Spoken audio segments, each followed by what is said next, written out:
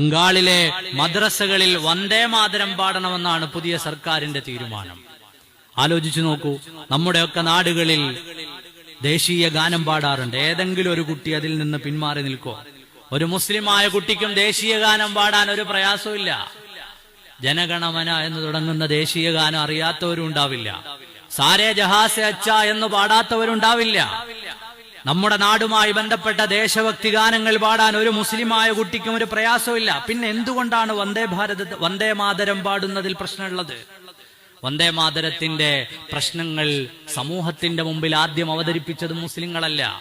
വന്ദേ മാതരം പാടി വരുന്നതിന്റെ ഒരു ഭാഗത്ത് ഹൈന്ദവ സഹോദരങ്ങളുടെ ആരാധനാ സങ്കല്പങ്ങളുമായി ബന്ധപ്പെട്ട ആരാധനാമൂർത്തികളിലേക്ക് ചേർത്തു വെക്കുന്ന ചില വർത്തമാനങ്ങളുണ്ട്.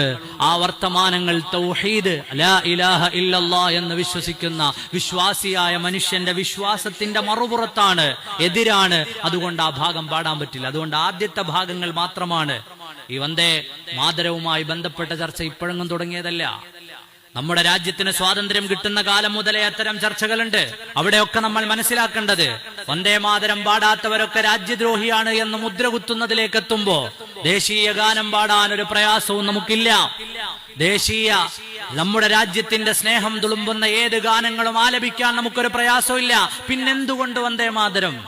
അതിന്റെ അവസാന ഭാഗത്ത് രാജ്യത്തിന്റെ മതേതര സങ്കല്പങ്ങൾക്ക് വിരുദ്ധമായ പ്രയോഗങ്ങളുണ്ട്. വിശ്വാസങ്ങൾക്ക് വിരുദ്ധമായ പ്രയോഗങ്ങൾ ഉണ്ടാകുമ്പോ രാജ്യത്തെ പൗരന് നൽകുന്ന അവകാശം എന്ന നിലയിൽ അതിൽ നിന്ന് മാറി നിൽക്കാൻ പറ്റുന്നുണ്ട്. പിന്നെ മുസ്ലിമിന്റെ രാജ്യത്തോടുള്ള സ്നേഹം ഒരു പാട്ടിലൊതുങ്ങുന്നതല്ല. ഈ മണ്ണ് വെട്ടിപ്പിടിക്കാൻ വന്നവനോട് കലഹം തീർത്ത ആൺകുട്ടികളായ വല്യുപ്പമാരുടെ ചരിത്രം എമ്പാടും പറയാനുള്ളവരാണ്. പാട്ടുപാടിയ ചരിത്രമല്ല, പോരാട്ടത്തിന്റെ പോർ വിളിച്ച ചരിത്രമാണ് പറയാനുള്ളത്. പാട്ടുപാടിയ ചരിത്രമല്ല, രാജ്യസ്നേഹം പാടിയ ചരിത്രമല്ല, പോർക്കളത്തിൽ ഇറങ്ങി നിന്നുകൊണ്ട് പടപൊരുതിയ ചരിത്രമാണ് പറയാനുള്ളത്. അതുകൊണ്ട് വന്ദേ മാതരത്തിന്റെ പേര് പറഞ്ഞ് രാജ്യത്തെ മദ്രസാ സംവിധാനങ്ങളിലൂടെ കടന്നുകയറി രാജ്യത്തിന്റെ സാഹോദര്യത്തെ തകർത്തു കളയാമെന്നാരും വിചാരിക്കരുത്.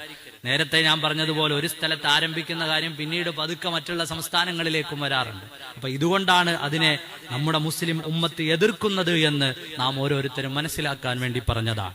അല്ലാഹു റബ്ബുൽ ആലമീൻ നമ്മുടെ നാടുകൾക്ക് സമാധാനം നൽകുമാറാകട്ടെ, സലാമത്ത് പ്രദാനം ചെയ്യുമാറാകട്ടെ. അല്ലാഹു എല്ലാ വർഗീയതകളിൽ നിന്ന്, പ്രശ്നങ്ങളിൽ നിന്ന്, പ്രയാസങ്ങളിൽ നിന്ന് നമ്മെയും നമ്മുടെ സമൂഹത്തെയും രാജ്യത്തെയും ഒക്കെയും കാത്തുരക്ഷിക്കുമാറാകട്ടെ.